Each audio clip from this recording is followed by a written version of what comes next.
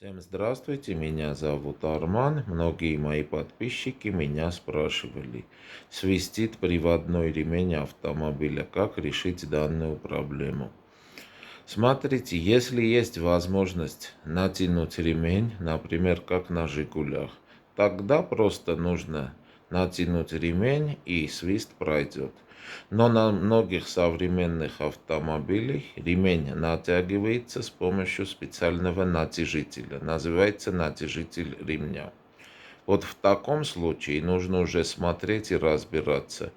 Нужно менять сам ремень или же натяжитель ремня. На этом у меня все. Подписывайтесь на канал, ставьте лайки. Всем пока.